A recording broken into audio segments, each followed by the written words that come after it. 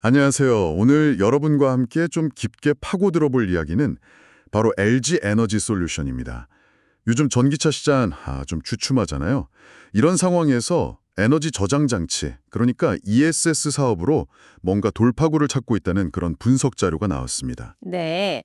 그래서 오늘은 이걸 바탕으로 LG에너지 솔루션이 구체적으로 어떻게 비용을 줄이고 특히 그 LFP, 리튬 인산철 기반 ESS로 지금의 어려움을 헤쳐나가려 하는지 그 전략을 좀 자세히 들여다보겠습니다. 네, 이게 참 흥미로운 지점이에요. 시장 환경이 워낙 급변하니까요. 뭐 전기차 수요 변화라던가 또 미국의 정책 같은 이런 큰 흐름 속에서 기업들이 어떻게 적응하고 또 새로운 성장 동력을 찾아내는지 그걸 잘 보여주는 사례라고 할 수 있겠습니다. 자, 그럼 일단 2분기 실적부터 한번 볼까요? 보니까 자동차 전지는 좀 아쉬웠어요. 손실을 기록했는데 ESS는 그래도 손익분기점 BEP를 맞췄고 소형 전지는 흑자를 냈더라고요. 네.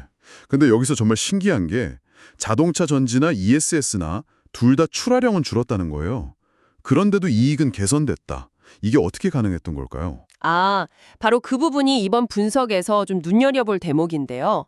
세부적으로 보면 자동차 전지는 이제 GM형 물량 덕분에 AMPC, 그러니까 미국의 그 생산 세액 공제 혜택은 좀 늘었어요.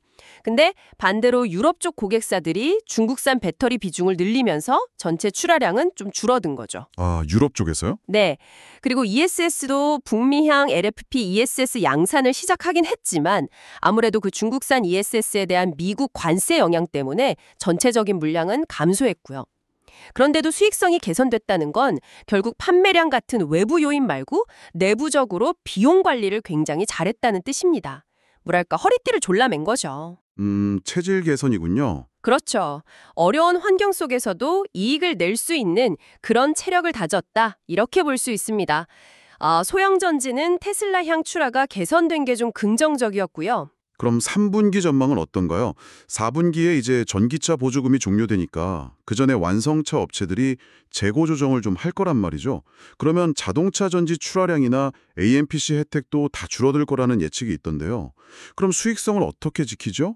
여기서 이제 ESS가 본격적으로 등판하는 뭐 그런 건가요? 네, 정확히 보셨습니다. 바로 그 지점에서 ESS의 역할이 중요해지는 거죠. 자동차 전지 쪽이 좀 주춤할 때 다른 쪽에서 이걸 받쳐줘야 하잖아요. 그래서 1. LFP ESS 양산이 이제 본격화되고 2. 테슬라향 소형 전지 출하도 계속 증가하고 3. 여기에 또 꾸준한 비용 절감 노력이 더해지면서 자동차 전지 부문의 부진을 어느 정도 상쇄할 거다. 이렇게 보고 있습니다. 아, ESS와 소형 전지, 그리고 비용 절감, 이 세 가지가 버팀목이 되는 거군요. 네, 맞습니다. 전체적인 수익성을 지켜내는 거죠. 사실 요즘 국내 배터리 업자들 상황이 좀 어렵다는 이야기가 많잖아요. 미국 전기차 수요는 좀 꺾이고 유럽에서는 또 중국 배터리가 막 치고 올라오고 그래서 공장 가동률이 심지어 40% 수준까지 떨어졌다는 얘기도 들리던데 네, 맞아요. 상당히 어려운 국면이죠. 이런 상황에서 LG에너지 솔루션이 선제적으로 LFP ESS 투자를 했다는 게 이게 정말 중요한 승부수처럼 들리네요. 네, 특히 미국 시장을 아주 정조준하고 있는 전략입니다. 미국 같은 경우는 2025년에서 2027년까지 연평균으로 따지면 70기가와트 와트 이상, 그러니까 어마어마한 규모의 ESS 설치가 예상되거든요. 70기가와트요? 엄청나네요. 네, 게다가 지금 미국의 관세 정책 때문에 탈중국 움직임이 굉장히 강하잖아요. LG 에너지 솔루션은 바로 이 기회를 잡아서 기존에 있던 유휴 EV 배터리 라인, 그러니까 좀 쉬고 있던 라인을 ESS 생산용으로 전환하겠다는 계획입니다. 2025년 말까지 17기가와트 그리고 2026년 말까지는 30기가와트까지 생산 능력을 확보할 계획이에요. 와, 그럼 기존에 놀던 설비를 재활용하는 거네요. 효율적이네요. 그렇죠. 이게 단순히 사업 전환이 아니라 뭐랄까 기존 자산을 굉장히 스마트하게 활용하는 거죠. 그러면서 정책적 지원이 있는 성장 시장, 즉 미국 ESS 시장을 공략해서 미국 공장 가동률도 높이고 AMP 수에도 극대화하려는 아주 전략적인 수라고 볼 수 있습니다. 그리고 초기에는 아마 단독 공장 위주로 생산할 테니 지배주주 순이에게도 좀 긍정적인 효과가 있을 걸로 기대하고요. 그렇군요. 그래서 그 분석 자료에서도 목표 주가를 42만 원으로 올리고 매수 의견을 유지했군요. 어려운 환경인데도 긍정적으로 보는 핵심 근거가 바로 이거군요. 네, 그렇습니다. 딱 두 가지로 요약할 수 있겠는데요. 첫째는 아까 말씀드린 것처럼 출하량이 줄어도 비용 효율화를 통해서 이익 체력을 딱 다져놨다는 점. 그리고 둘째는 이런 어려운 시장을 돌파할 핵심 동력으로 LFP ESS, 특히 미국 시장을 겨냥한 선제적인 투자 전략을 선택했다는 점입니다.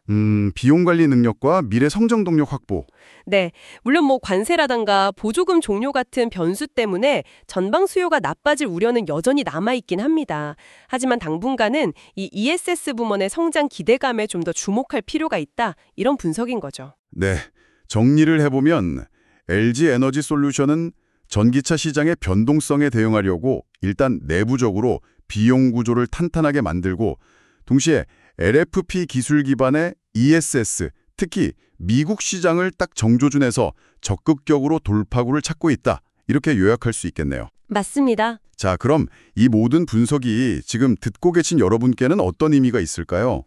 이런 전략 변화를 이해하는 게 중요한 이유는요.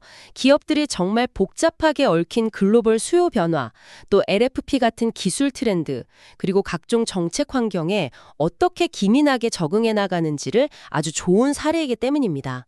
이제 LG에너지 솔루션을 단순히 전기차 배터리 회사로만 볼 게 아니라 그야말로 에너지 솔루션 기업으로 변모해가는 과정을 읽을 수 있는 거죠. 네, 확실히 시야를 넓혀야겠네요. 마지막으로 이런 질문 한번 던져보고 싶습니다. 현재 LG에너지 솔루션은 유효 라인을 전환하고 미국 시장에 상당히 집중하는 전략인데요. 만약에 예상과 다르게 유럽이라든지 다른 지역에서 ESS 수요가 훨씬 더 빠르게 폭발적으로 증가한다면 어떻게 될까요? 지금의 이 미국 중심 전략이 나중에는 어쩌면 다른 기회를 놓치는 일종의 기회비용이나 제약이 될 가능성은 없을지 한 번쯤 생각해 볼 만한 지점인 것 같습니다.